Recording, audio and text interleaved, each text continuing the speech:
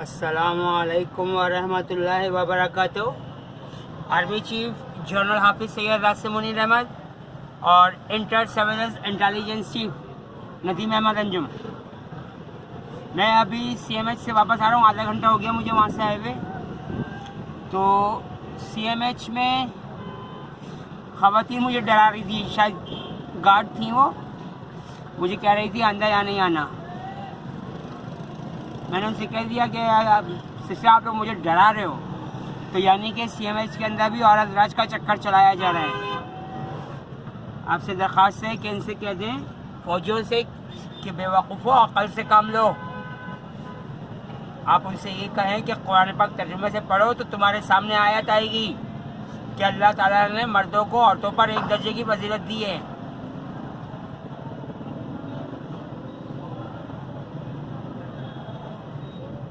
और CMH में मुझे कहा जा रहा था कि आइंदा दोबारा यहाँ नहीं आना, और जो फौजी अफसर जो पिछले महीने भी मैं आया था वो वहाँ मौजूद था, वो दोबारा कह रहा तुम दोबारा आ गए।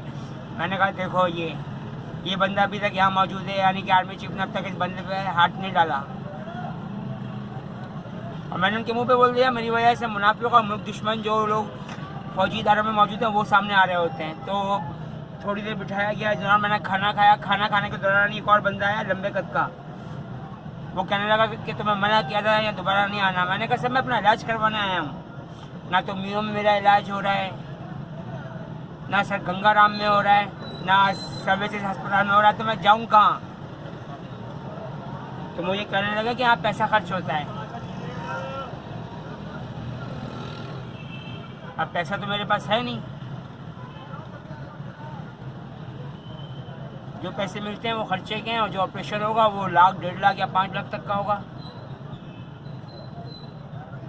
और ये कि उनमें से बाद लड़कर ऐसे भी थे जिनकी दाढ़ियों में एहराम में मिस्र बना हुआ था, यानी छोटी दाढ़ी में शैतान की पूजा का खास निशान।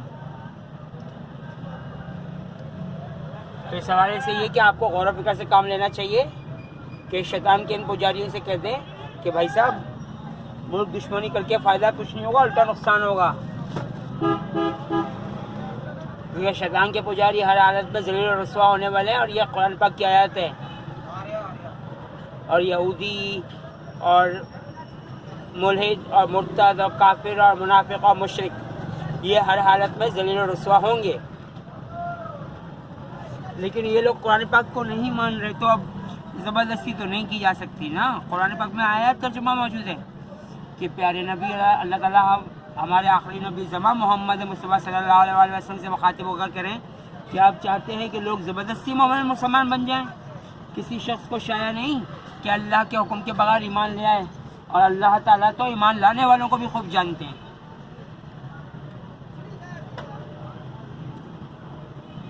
और उनको बता दिया था मैंने कि नजम सिटी के हवाले से भी मैंने वीडियो यूट्यूब पे अपलोड की है।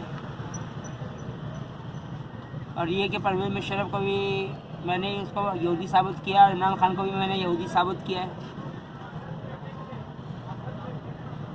अब मुझे समझ में नहीं आ रही कि सिक्योरिटी ऑफिस में ये लोग बैठे हुए हैं, तो ये सिक्योरिटी हो रही है। और ये औरतें कौन थी जो मुझे आकर डरा रही थी कि अंदर यहाँ नहीं आना। यानी कि ये जितने सिक्योरिटी ऑफिसरान हैं ये अपनी बीवियों से डरते हैं। बीवी डरने की चीज़ होती है, लेकिन बीवी को सर का ताज नहीं बनाया जा सकता। सर का ताज हमेशा शौहर ही रहता है।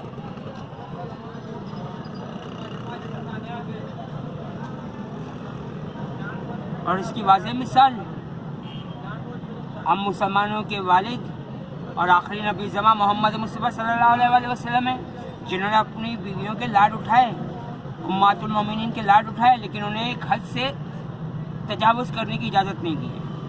तो हमें उन्हीं की पैरवी करनी है, ना कि यहूदियों की, ना शैतान के पुजारियों की, ना मुल्क दुश्मनों की, ना यहूदियों की।